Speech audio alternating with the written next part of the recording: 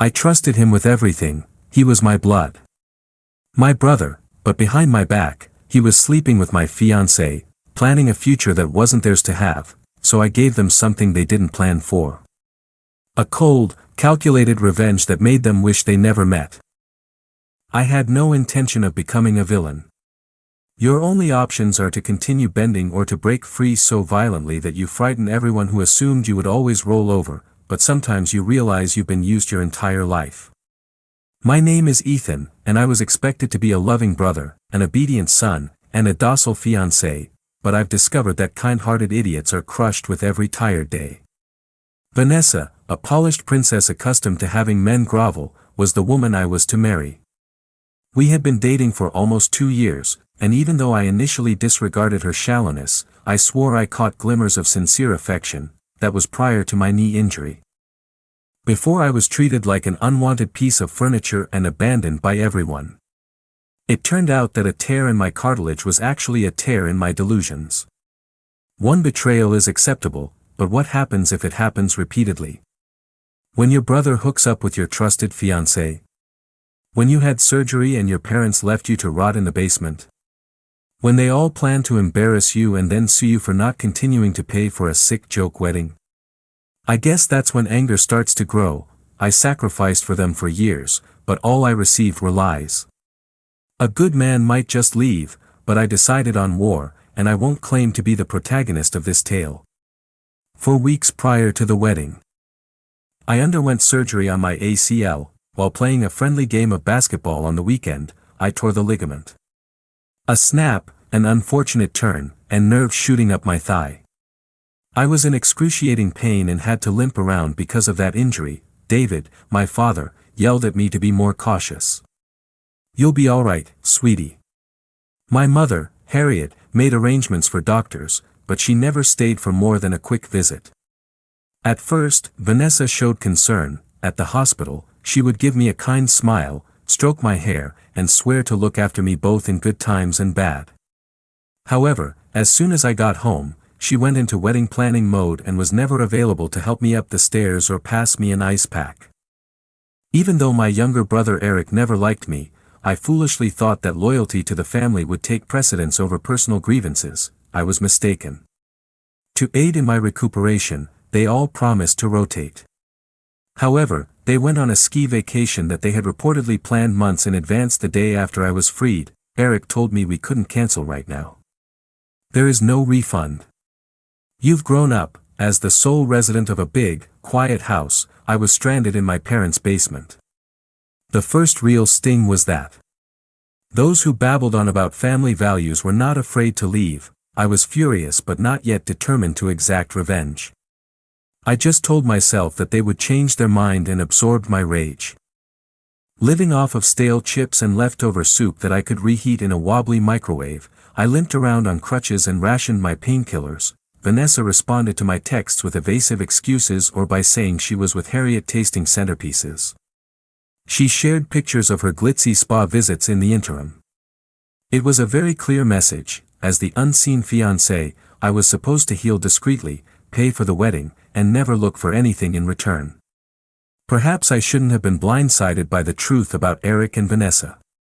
Eric had always taken pleasure in making fun of me, stealing my toys as a child, making fun of me in front of family, and making fun of me whenever he could. He was the ideal twisted side project for Vanessa, who was always looking for new things.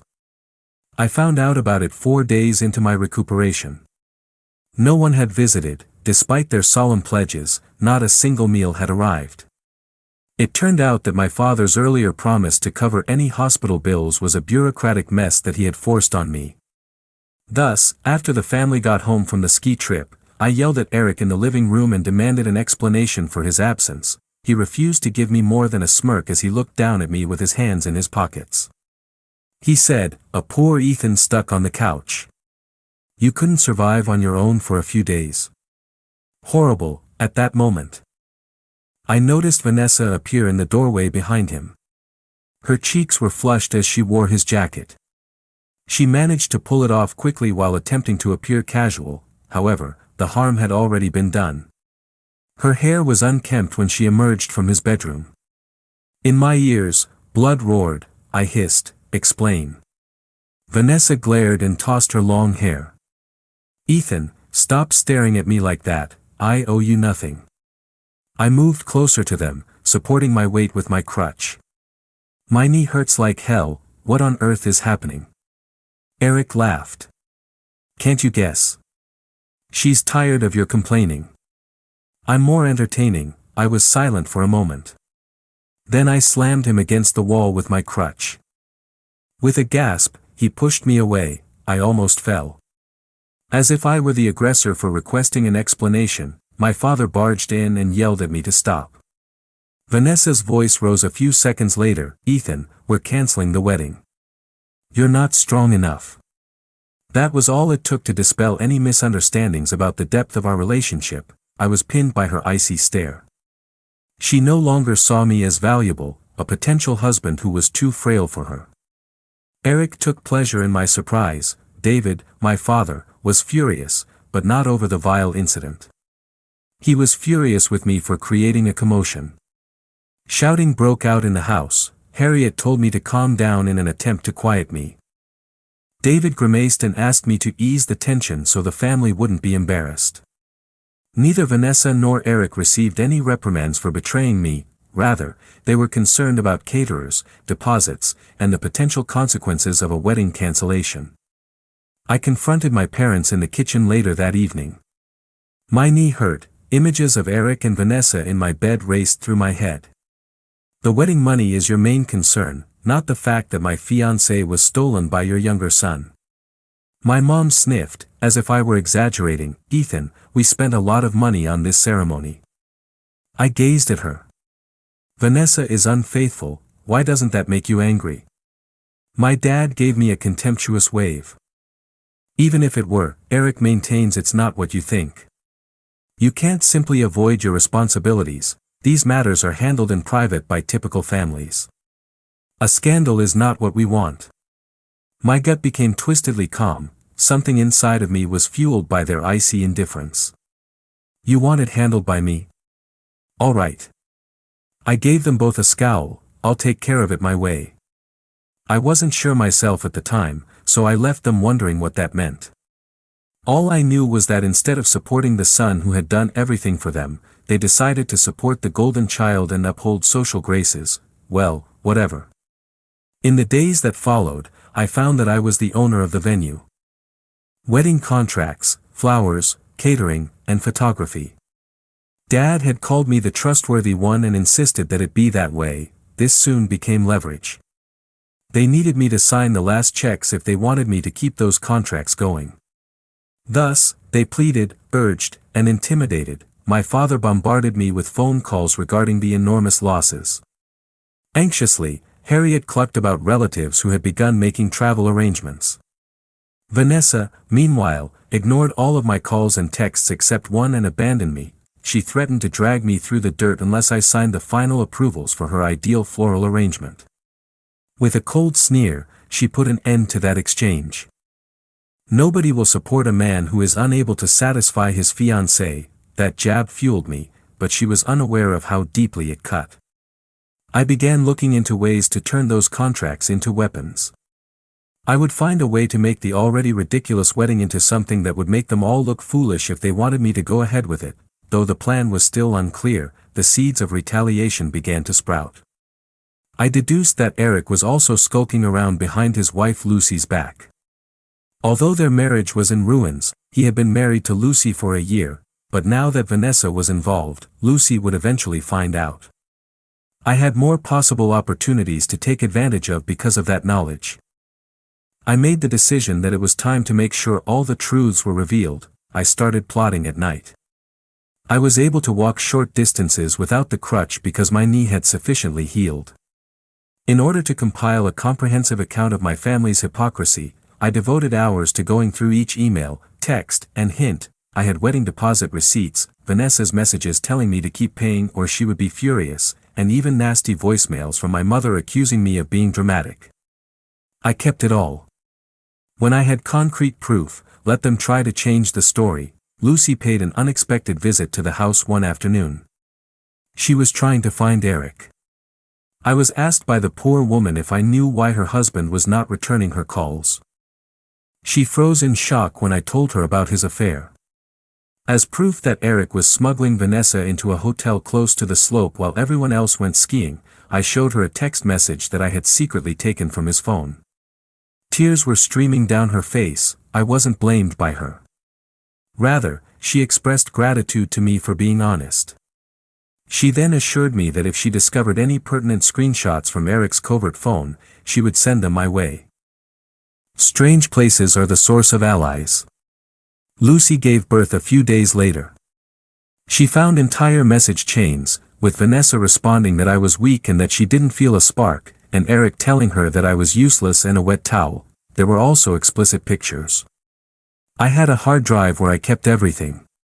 By the time I had put together my arsenal, I had a mountain of evidence that my parents knew something but acted as though they didn't, that my brother and ex-fiancée were having fun together, and that the happy family facade was a lie. The idea of vengeance made me smile for once. Dad called me into the living room so we could have a formal conversation. Hovering behind him, Harriet wrung her well-groomed hands. With his arms folded and his face contorted in boredom, Eric stood off to the side. Vanessa wasn't there, she was most likely painting her nails. My dad cleared his throat. We have to work out the wedding budget, Ethan. Vanessa claims that you are refusing to sign crucial documents. Eric added a sarcastic remark, because he can't bear the fact that she found someone better, the coward is punishing her. I gazed at both of them for a moment. Then I said calmly, you want me to sign? First, let's discuss betrayal, let's discuss your new and valuable relationship, Eric. He gave an eye roll. Move on, I have her now. Dad gave Eric a stern look. Avoid being impolite. I know you're upset, Ethan, but we have to be realistic. We have thousands of dollars invested. Losing these deposits is not something we can afford. The date has been decided. Soon, people will arrive. I gave a nod. So appearances and money are your top priorities. A member of this family, you are. With impatience, my mother interrupted. You cannot destroy everything for us. Don't discuss personal matters with Eric. Let's come up with a polite solution. I pretended to agree as I rubbed my chin. Okay, let us do that. I'll finalize the wedding details and sign all the contracts, but only under one condition. There was hope in Dad's eyes. Give it a name. I bent over. I want Eric and Vanessa to publicly apologize in front of the whole family. I'll be honest, they made me feel ashamed. After that, I would like them to pay back my hospital bills, which Dad promised to cover but never did. I promise you an ideal wedding if those things take place. Eric's mouth twisted. You're crazy. My dad's face flushed. Eric doesn't have to make amends for your brittle pride. I gave a shrug. I won't sign then. Find a new groom or accept the losses. I hope you can convince the neighbors of that. They gazed in awe of my composed haughtiness. Harriet attempted to use teary eyes to guilt-trip me. We are your parents. Don't treat us like this. I lost my temper. You went skiing and left me by myself with a broken knee. You allowed my fiancée to be ruined by your golden child. Do you want me to give in now? No, you can either follow my instructions or watch as everything burns. Quiet. Dad's mouth tightened. Eric's nose wrinkled, then Dad growled. Ethan, we are forced to escalate this. I grinned like ice. Proceed. I'm interested in how that turns out. After a noticeable absence, Vanessa returned later that week, with her arms crossed over her chest and her chin angled at the superior angle she preferred. She cornered me in the backyard. Ethan, if you don't choose a florist, there won't be any centerpieces. Don't act like a kid, I observed her. My brother and you cheated on me. Then, following my surgery, you all abandoned me. Do you want me to help you now? She let her mascara shine as she attempted the crocodile tears technique. Look, I did something wrong. Your knee was the source of your constant complaints. We had lost all of our passion. Eric provided me with a way out. However, he is now proving to be complex. let's just take care of the planned wedding. Then we can quietly part ways. I let out a low laugh. So, in order to protect your reputation, you want me to stand beside you at the altar like a puppet groom? And after the spectacle is over, we'll quietly get a divorce? Her cheeks were burning. We would avoid embarrassing the family. Everyone is free to keep their money, you'll appear generous. Who knows? You might even take half of the presents with you. She lowered her voice and took a step closer. Your father will make sure you regret ruining this. He has connections, you know that. I gave a hiss of laughter. Dangers. How cute. Although she made an effort to remain calm, I noticed a tremor in her lip. Look, Ethan, I'm sick of the drama, simply follow their instructions. After that, we won't bother you. I arched an eyebrow. Do you really believe you can stop me from revealing the truth? I'll do as I want, Vanessa, but you and Eric don't feel ashamed.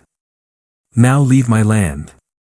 Her confidence faltered. She looked at me as if she didn't know who I had become. Then turned and walked away. I felt a surge of gloomy pleasure. I had never faced her so squarely. Perhaps I had had enough of being the doormat for the family. Lucy turned into a surprising companion. I sympathized with her about being duped by the same two snakes. She was angry and adamant about divorcing Eric, but she needed evidence to safeguard her money. I gladly supplied all of the digital proof. She provided legal advice in exchange. Her cousin practiced law. I met Marjorie, a resourceful lawyer who focused on contract law and family disputes, through that cousin.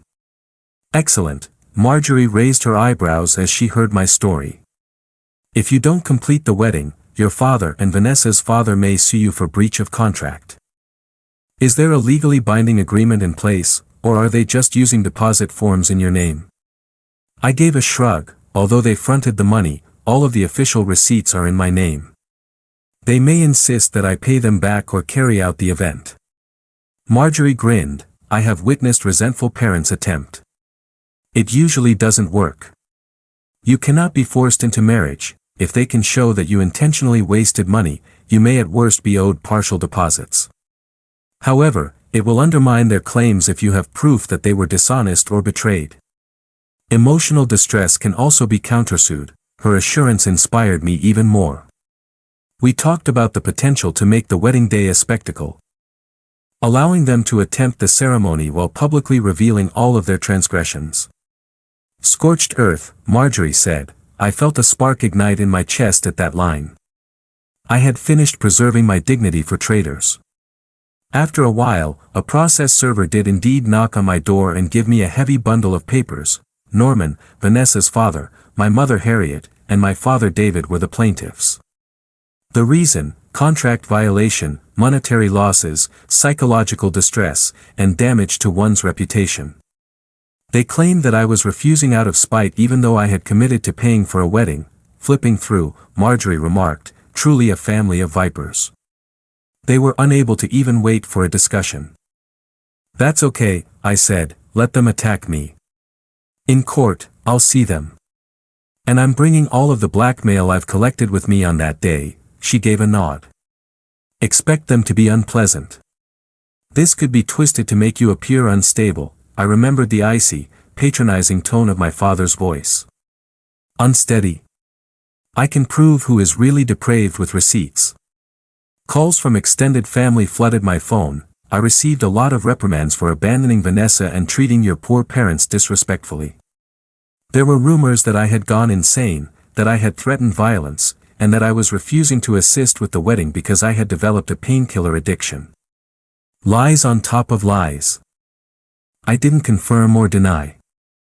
I desired for them to wriggle. One day, with a look of desperation on her face, Harriet cornered me by the driveway. Ethan, stop this. Put your countersuit on hold. Everything can be handled discreetly by us, I grinned. Retraction. The biggest bombs haven't even been dropped by me yet. She went pale. If the neighbors find out how dysfunctional we are, you wouldn't. I interrupted her. They'll adjust to it. You and your father had years to act morally. Instead, you allowed Vanessa to trample me while you pampered Eric. She attempted to cry, we never intended to cause you any harm. It simply occurred. It happened just now, my chest was seared with hot rage. To go skiing with your golden children, you left me on a couch with an ACL tear. You then told me to keep quiet after I discovered that Eric was cheating on my fiancée. I have finished filling in for you. She opened her mouth, struggling to find the right words, but I turned away, allowing her to understand the seriousness of my new position. Whether she cried or threatened, I didn't care. I had already experienced the power of saying no, and I planned to continue to enjoy it. Soon after, Eric sniffed around, as if he was afraid I would tell everyone. In the garage, he told me in a strained voice, we can settle this privately, if you want, I'll even give you some hush money. I sneered. Do you believe that I'm that cheap? He gritted his teeth, Vanessa is freaking out over bad press, and I'm trying to stop Lucy from going nuclear. Both families suffer if the wedding is ruined. Then we're all made fun of. I glared at him, slapping my fingernails against my crutch's metal handle. When you put her to bed, you ruined it for yourself. Now that you can see the chaos, Vanessa isn't as attractive, isn't she? He became agitated, we were having a good time hooking up. Everyone is now unhappy. Have fun. Correct. I looked away. I'll tell you what, you should testify in the lawsuit against Dad, admit that I was forced to continue paying for a phony wedding by him and Norman. Maybe then I won't give Lucy's lawyer access to the pictures, the timeline of your whole affair, or your little explicit texts. Panic flashed in his eyes, blackmail is what that is. I smiled without humor. Let's call it leverage, you seem like a man who would stop at nothing to defend himself, so go ahead and do it. I'll be here waiting. He muttered a curse at me, but there was a glint in his eyes that was without courage. He had never had to deal with the fallout. They were drowning him now, I enjoyed his despair. The following day, Vanessa surprised me in the hallway. Even before I saw her, I could smell her vanilla perfume, arms crossed, lips pressed tight, she blocked my way. She hissed, Eric's getting cold on me. He accuses me of inciting all of this, I said in a monotone, how shocking. Frustration flashed in her eyes. Put an end to your arrogant behavior, where did you get the idea that you could destroy us? You were the quiet one all the time. I stared at her with dead eyes and pinned her. Eric and you taught me how to step on people, she clenched her fists, thinking of it as a gift from my superiors. The court cannot hear this. Do you realize how embarrassing that will be? I'll lose everything. Before playing around with my own brother, you ought to have given that some thought. I was humiliated by you. Prepare yourself for retribution. Her voice trailed off to a quivering whisper as she grabbed my sleeve. Ethan, when we're bored, we all do dumb things. I had no intention of it getting this far, your future shouldn't be ruined by your rage. We can discuss a settlement. My dad has a lot of money, he would reimburse you. I gave a start. Put your hush money away, I'd rather see you writhe in court. Tears threatened to fall from her eyes as she spat a curse. Horrible, I used to feel sorry for you. I just witnessed another manipulator benefiting from her own treachery. Strangely enough, an unforeseen ally emerged amid all of this chaos, Naomi, my older cousin. Because she didn't follow the family's flimsy rules, she had always been the odd one out. Naomi contacted me after hearing about the disaster from scheming family members and offered her vacant rental home as a place to stay if I wanted to leave my parents' house. Without hesitation, I accepted her offer. I stuffed necessities into cardboard boxes while wearing my brace. My parents were stonily disapproving. Where do you think you're going? Yelled Harriet. I said, anywhere that's not here. Other than shackling me in the basement. She simply gaped, and I ignored the dull ache in my knee as I left the house. A feeling of freedom flitted through my abdomen. I discovered a small but tidy one-bedroom apartment at Naomi's rental. At last, there would be no more smug smiles or the sound of Eric's footsteps overhead. No more talks about family unity from mom or dad. The first step in regaining sovereignty was my exodus. Dad insisted that I come back a few days later, presumably to keep an eye on me. I advised him to savor the silence, my energy was better spent. He threatened to stop giving me money. Reminding him that I never saw a dime from him other than as deceptive bribes, I laughed in his face. I hung up after that. I filed a countersuit under Marjorie's direction, alleging intentional infliction of mental anguish, breach of promise, and emotional distress. It escalated the war just the way I wanted it to, despite what some might consider petty behavior. I filled my lawsuit with transcripts of Eric's texts, Vanessa's derogatory voicemails, unpaid insurance claims, and even information about my abandonment after surgery. Word got out among the family members. I was referred to as monstrous by some for bringing the family name into disarray. My guts were quietly admired by others. Once more, Harriet tried to call me while crying and complaining that I was punishing everyone. I instructed her to look up punishment in the dictionary to see if it matched deserved consequence, Norman and David. Meanwhile, we're furious about the financial collapse. Bills from the postponed wedding were piling up. Visitors kept inquiring about the status of the ceremony. I let them scramble instead of offering them a polite exit. My retaliation for the silent nights I spent bleeding on that couch in the basement was this. My father arrived in his SUV one afternoon as I was hobbling out of my new apartment to go grocery shopping. With a red face and a flapping suit jacket, he leaped out. "What are you doing?" A few neighbors who were watching slowed down to listen to him bark. I cocked my head. "What are you doing?" "Protecting myself."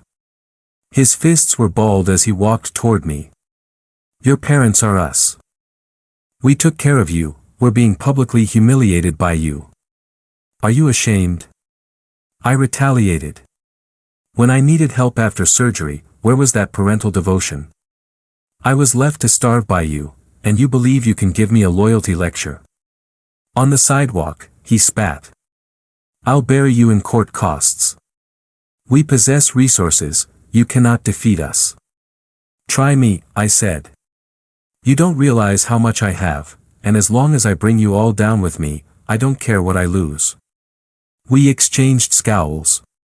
The sound of inquisitive neighbors was carried by a breeze that rustled the trees. At last, he roared off and rushed back into his car. Allow him to wriggle in fear. My dad detested being out of control. This time, I was in charge of the story. In the same week, Eric unexpectedly showed up at Naomi's rental. He was pacing the sidewalk with a haggard face when I went outside. "Hey, listen to me," he said, his voice breaking. "It's a complete mess. I am being divorced by Lucy, Dad is going crazy. Everyone is afraid of Vanessa's breakdown. I no longer even desire her." I examined him from head to toe. "Oh. Are you fed up with the toy you took from me?" He looked down. "All right, I apologize. I'm not very good at saying sorry, but I made a mistake. Vanessa was fascinating. Lucy bored me. It simply occurred, however, we can resolve this. We are blood." Old grudges stirred inside of me. When you needed someone to blame or couldn't handle your own mess, we were just blood. "Leave my sight." "Hold on," I tried to pass, but he grabbed my arm. "Help me deal with Dad. The lawsuit is driving him crazy, just confirm that we will reach an out-of-court settlement. I will defend you. We'll say that it wasn't your fault." He was pathetically desperate. "And just how does that benefit me?" He raised his hands. "A public trial won't be required of you, we will be discussed for years to come. Don't say anything. Your countersuit may be withdrawn, we'll work out the money after Dad drops his." I slowly inspected him. "No, the public disaster is what I want, what you and Vanessa did is exactly what I want everyone to hear. After that, I would like them to see Dad's face in the papers. A father who defended a worthless wedding by suing his own recuperating son, my price is that." He swore, tears welling up in his eyes. "You're completely insane." I walked right by him. "Become accustomed to it." After my physical therapy session a week later, Vanessa came across me. In the clinic parking lot, she was waiting with her arms folded on the hood of her white Lexus. The anger in her eyes was accentuated by the midday sun. As soon as I walked up to her, she said, "You're ruining me, Rome in hell," I said quietly. She gritted her teeth. "Do you wish for me to suffer? All right, however, you will also suffer. Harriet told me that your limp is still there. In that way, you'll always be half a man," I gave a shrug. "A half man capable of destroying your life." She leaped off the hood and got close enough for me to smell her perfume once more. "I intended to wed you. You were secure. But I found you boring. I was in need of excitement. Don't act as though you were still interested. You want to burn everything now, just to get even with me." I met her gaze. "Yes, since you mocked me when I was at my lowest. Nobody degrades me in such a way and escapes unscathed." In fact, she gave a shaky laugh. "It's unbelievable that the kind, enthusiastic fiancé I knew is no longer with me. Now, where are you?"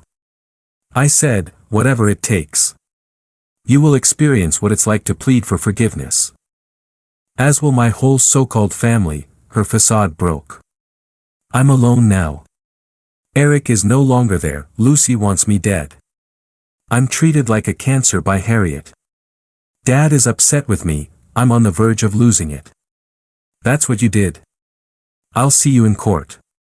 As I walked away, she yelled after me, something about my soullessness. That I would pass away by myself. I welcomed her curses with a kind of lullaby. The day finally came. My countersuit and my father's lawsuit against me. Tension hummed through the tiny courtroom. Norman, Harriet, and a few other family members were seated in the gallery. Eric stood close to the rear, his face white. Vanessa wasn't there. She reportedly had a breakdown and was afraid of being embarrassed in front of others. So she chose not to show up. Dad's attorney claimed that I was unstable, that I had intentionally broken a wedding contract, and that my brother and fiancé had engaged in fictitious misbehavior.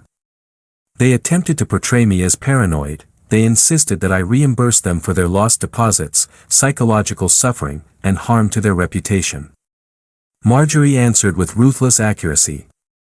She showed dozens of text messages about their affair that Eric had sent to Vanessa. She disclosed my father's persistent efforts to force me into marriage for the sake of appearance. Mom made fun of me for requesting simple post-surgery assistance in Harriet's voice notes, which she read aloud. Lucy's affidavit regarding Eric's adultery was one of them. She then emphasized the timeline of how they abandoned me, disregarding my health condition, in order to go on a ski vacation while my brother and fiancé shared a bed. There was utter silence in the crowd. Dad was white as a sheet when the judge, an elderly woman with a severe expression, looked at him. "So you're saying your son came up with these messages?" she asked. "They might be doctored," Dad stumbled. "We don't know." Lucy, however, was present and sworn in. She attested that everything was authentic. The original phone was with her. She verified that Eric met Vanessa at a nearby inn after leaving the ski lodge early. The claims made by my father fell apart like damp cardboard. The judge deemed it a heinous waste of the court's time and dismissed their suit with prejudice. My father was publicly reprimanded by her for attempting to arrange a wedding in order to recover deposits. She then turned to me and granted me partial damages for emotional distress as well as a small amount to cover my legal fees. It wasn't much, but the humiliation in front of others was invaluable. Dad looked like he was in complete shock. With her hands, Harriet covered her face. Eric sagged and shuddered. Norman swore about the money that had been wasted and stormed out. It was done. They lost the appearance of a strong, honorable family in addition to the court case. Among our social circles, word spread quickly. My father experienced the embarrassment he had feared. Harriet attempted to fabricate a story about my mental instability, but the evidence was too compelling. The cruelty they had inflicted on me was whispered by extended relatives who had once worshipped them. After Lucy filed for divorce, Eric withdrew to a run-down apartment and began to receive demands for spousal support. I didn't confirm, but I heard that Vanessa disappeared into a rumored facility. Possibly for depression or a rest cure. For the wedding, Norman had to pay outrageous cancellation fees. Their country club group socially shunned Harriet and David. Rumor had it that they were selling their house to pay off their legal bills. For my part, I rented a better place and continued my physical therapy with the money I was given. Naomi continued to be helpful. Lucy and I said our goodbyes politely, both of us glad to be free of that vicious cycle. Was I ever sorry for destroying my family? Sometimes, very faintly, then I recalled that they had hooked up behind my back, spitting in my face, and left me crippled in a basement. That momentary guilt quickly subsided.